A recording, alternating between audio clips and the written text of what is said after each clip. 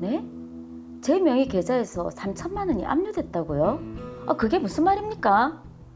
왜 압류가 됐는데요? 지급 명령 결정이요? 일단 알겠습니다. 이게 무슨 일이고?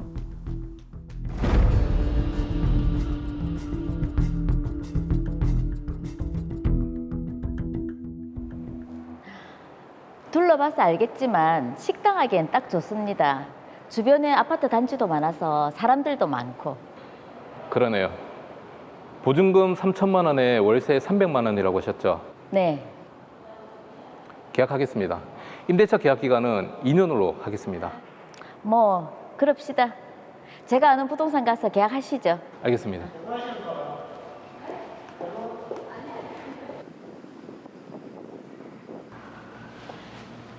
안녕하세요. 예, 안녕하세요. 장사 잘 되세요? 좋은 곳 임대 주셔가지고 덕분에 장사가 잘 되고 있습니다.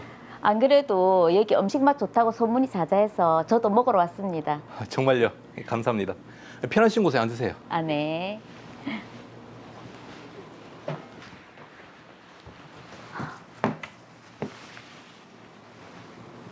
장사 잘 되네.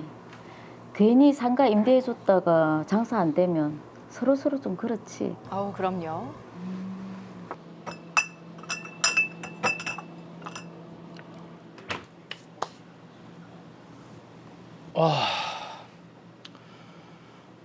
몸은 힘들어도 장사가 잘 되니까 좋네.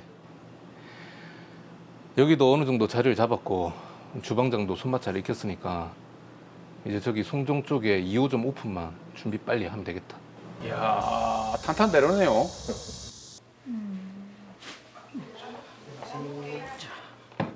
뭐 드시겠어요? 매운탕 하나 주세요. 네, 알겠습니다. 근데 오늘 사장님은 안 보이시네요. 네, 사장님 지금 송정 2호점 가 계세요. 예. 2호점도 냈나 보네. 근데 오늘은 가게가 조용하네. 아니, 아직 임대차 계약 기간이 10개월이나 남았는데 갑자기 해지를 하겠다니요? 장사도 너무 잘 안 되고 적자가 계속 나오고 있어가지고요. 안 되겠습니다. 일단 만나서 얘기합시다. 제가 가게로 갈게요. 갑자기 계약을 해지하겠다니요? 전화상으로도 말씀드렸지만 장사가 잘 안 돼가지고 계속 적자를 보고 있습니다. 그래도 그렇지. 갑자기 이렇게 계약을 해지하겠다고 하면 어떡합니까? 계약 기간은 지켜주세요. 아니 그럼 장사가 안 돼가지고 적자를 계속 보고 있는데 어쩌란 말입니까? 저희도 손해가 이만저만이 아니라고요. 식당은 싹 다 비워놨고요. 이 식당 열쇠입니다. 오, 오늘까지 보증금 3천만 원 입금시켜 주십시오. 너무 일방적인데요? 그러게요. 뭐 이런 경우가 다 있노?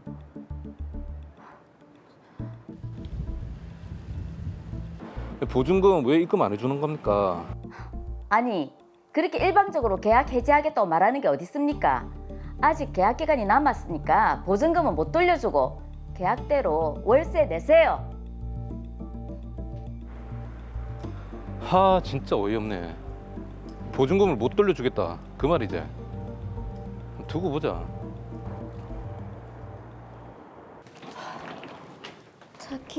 차키를 어디다 뒀더라? 약속 시간 급해죽겠구만. 여기 있네. 근데 이건 어디서 왔더라? 시간 없으니까 나중에 갔다 와서 보지 뭐.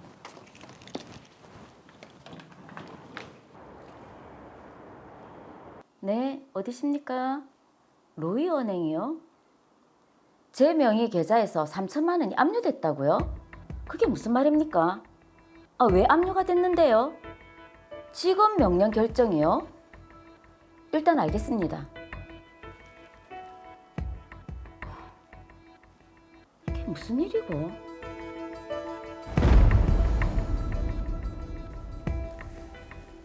자, 상가 임대차 계약 해지를 두고 임차인과 갈등에 통장 압류까지. 이게 무슨 일입니까?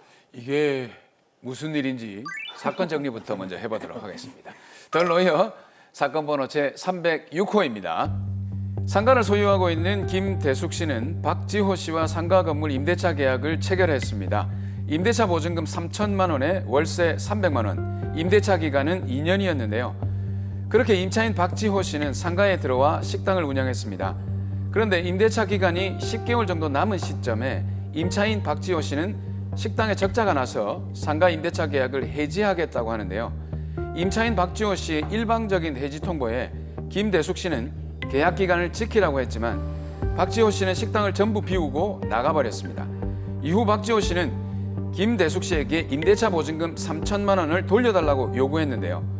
하지만 김대숙 씨는 계약 기간이 남아있다며 임대차 보증금은 돌려줄 수 없고 월세를 달라고 했습니다. 그로부터 약 한 달이 지난 어느 날 김대숙 씨는 은행으로부터 자신의 명의 계좌에서 3천만 원 압류가 됐다는 전화를 받게 됩니다. 자, 김대숙 씨 갑작스러운 상황에 굉장히 당황스러우실 것 같은데요. 지금 계좌 압류의 지급 명령, 이게 무슨 상황일까요? 김희준 변호사님, 어떻게 된 일입니까? 네, 제가 상황을 좀 자세히 알아봤는데요.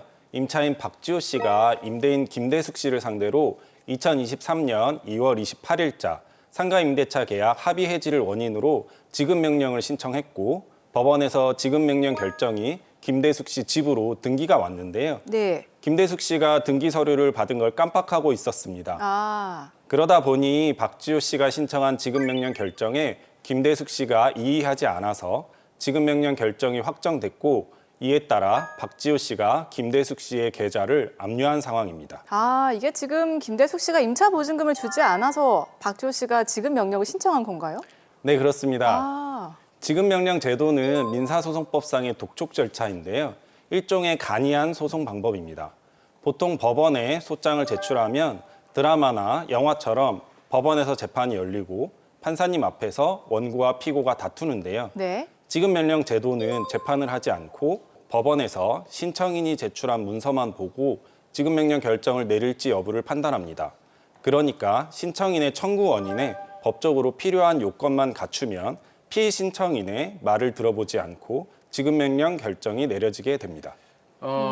제가 이제 그 소식적 법학도로서 좀 기억을 더듬어 보니까 나옵니까? 나옵니다. 지급 명령 결정을 통보받게 되면 정해진 기간 안에 이의 신청을 하지 않으면 바로 결정이 돼버린다. 아하. 이렇게 알고 있는데 맞습니까? 네, 맞습니다. 정말 똑똑하지 않습니까? 피신청인이 지급명령 결정을 송달받은 날로부터 2주 이내에 이의 신청을 하면 통상의 재판으로 넘어가게 되고 2주 이내에 이의하지 않으면 대법원 확정 판결과 동일한 효력이 있습니다. 따라서 지급명령이 확정되면 신청인은 피신청인 명의의 계좌를 압류하고 해당 계좌에 있는 돈을 추심할 수 있습니다. 자, 그런데 김대숙 씨의 입장에서는요, 지금 박지호 씨의 계약 해지 통보가 너무 갑작스럽고 또 일방적이라서 억울한 면이 있을 것 같기도 한데요. 그렇죠. 자, 그런데 지급 명령 결정에 이의를 제기하지 않아서 확정 판결과 동일한 효력이 있다면 김대숙 씨는 박지호 씨에게 임대차 보증금 3천만 원을 줘야 되는 겁니까? 꼭 그렇지는 않습니다. 지급명령 결정이 확정되어도 불복할 수 있는 소송이 있는데요. 김대숙 씨가 박지호 씨를 상대로 청구이의 소송을 제기할 수 있습니다. 확정된 지급명령에 대한 청구이의 소송은 지급명령 신청상의 채권의 존부에 관해 전부 다툴 수 있고요. 청구이의 소송에서 김대숙 씨가 이기면 확정된 지급명령 결정에 기초한 강제집행은 불허됩니다. 지급명령 결정에 기초한 강제집행이라는 거는 지금 은행에 압류한 걸 말하는 겁니까? 네, 은행 계좌에 대한 압류 추심 명령이 대표적인 강제집행입니다. 예. 민사소송에서 승소하고 그 판결이나 결정이 확정되는 경우에는 채무자 소유의 재산에 대해 채무자의 의사를 묻지 않고 법원을 통해서 강제로 가져오거나 채무자가 점유하고 있는 집이나 상가에서 사람과 집기를 강제로 끄집어내는 것을 강제집행이라고 하는데요. 네. 지금 김대숙 씨의 통장이 압류되어 있잖아요. 네. 그렇죠. 박지호 씨가 김대숙 씨의 통장에서 3천만 원을 가져갈 수도 있습니다. 그럼 박지호 씨가 김대숙 씨 통장에서 3천만 원을 빨리 가져가기 전에 청구 이해 소송이라고 하셨죠. 그거 제기해야겠네요. 네, 그렇습니다. 박지호 씨가 김대숙 씨의 통장에서 돈을 가져가기 전에 청구이의 소송을 빨리 제기하고 해당 법원에 강제집행 정지 신청을 해서 강제집행 정지 결정을 받아야 합니다. 그리고 은행과 집행법원에 강제집행 정지 신고서를 제출하면 은행에서 박지호 씨에게 돈을 내주지 않게 됩니다. 이게 정말 1분 1초가 급한 시간을 다투는 일인데 그렇죠. 김대숙 씨 빨리 청구 이해 소송을 제기하셔야 될 것 같아요.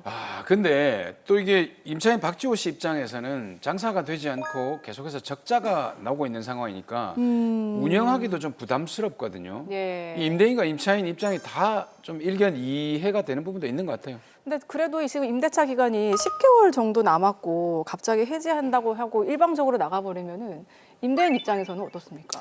집주인이신 것 같아요. 아니 그렇지는 않지만 이 몰입이 되네요. 자, 변호사님, 임대차 계약 기간이 아직 남아 있는데도 임차인이 계약 해지를 이렇게 통보할 수 있나요? 임대차 기간이 10개월이 남았다면 임차인이 임대인에게 일방적으로 계약 해지를 통보해도 법적인 효력은 없습니다. 자, 그렇다면 가장 이제 중요한 부분일 것 같은데 김대숙 씨가 박시호 씨에게 청구이의 소송을 제기를 하면 승소할 수 있을까요? 어떻습니까? 네, 일단 확정된 지급명령 결정에 대한 청구이의 소송에서 다루게 되는 쟁점은 지급명령 신청상의 청구 원인에 한정됩니다. 그러니까 박지호 씨가 지급명령 신청서를 쓸 때 2023년 2월 28일자 상가 임대차 계약 합의 해지라고 기재했는데요. 네. 그렇다면 청구이의 소송에서는 2023년 2월 28일자 상가 임대차 계약 합의 해지가 있었는지만 다뤄지게 되고요. 박지호 씨가 청구이의 소송에서 다른 청구 원인을 주장해도 해당 청구 원인들은 판단되지 않고 박지호 씨는 별도의 소송을 제기해야 합니다. 예. 자, 말씀 중에 2023년 2월 28일자 상가 임대차 계약 합의 해지만 이게 다뤄진다고 하셨는데 이게 합의가 아니라 임차인 박지호 씨의 일방적인 통보였지 않습니까? 네, 그렇습니다. 합의 해지가 없었기 때문에 네. 김대숙 씨가 승소할 것으로 예상됩니다. 근데 이게 지금 김대숙 씨가 소송에 승소를 하더라도 언젠가는 보증금을 돌려줘야 되잖아요. 그렇죠. 그렇다면 이게 청구 이해 소송을 제기하는 실익, 그러니까 이익이 없지 않습니까? 그건 아닙니다. 월차임 300만 원 계약 조건으로 있었잖아요. 네. 미지급 월차임은 임대차 보증금에서 공제할 수 있어서요. 박지호 씨는 월 300만 원씩 월세를 내야 하는데 10달 동안 안 냈으니 임대차 보증금 3천만 원은 전부 월세로 공제될 수 있습니다. 따라서 김대숙 씨는 박지호 씨에게 임대차 보증금을 줄 필요가 없습니다. 자, 그러면 김대숙 씨가 소송에서 승소를 하면 지금 은행에 대한 압류 추심 명령은 자동으로 없어지는 겁니까? 아닙니다. 강제 집행은 자동으로 없어지지 않습니다. 청구이의 소송의 확정된 판결문과 확정 증명원을 가지고 네. 강제 집행 취소 신청을 해야 합니다. 취소 결정을 받아서 집행법원과 은행에 제출해야 압류 추심이 취소됩니다. 이 점 꼭 유의하시기 바랍니다. 그러게요. 꼭 기억을 해둬야겠습니다. 자, 마지막으로 의뢰인 김대숙 씨께 한 말씀 해주시죠. 네, 김대숙 씨, 법원에서 오는 모든 서류는 꼭 주의 깊게 살펴보셔야 합니다. 법원에서 소송과 관련된 서류가 오는 경우에는 반드시 법률 전문가와 상의하시기 바랍니다.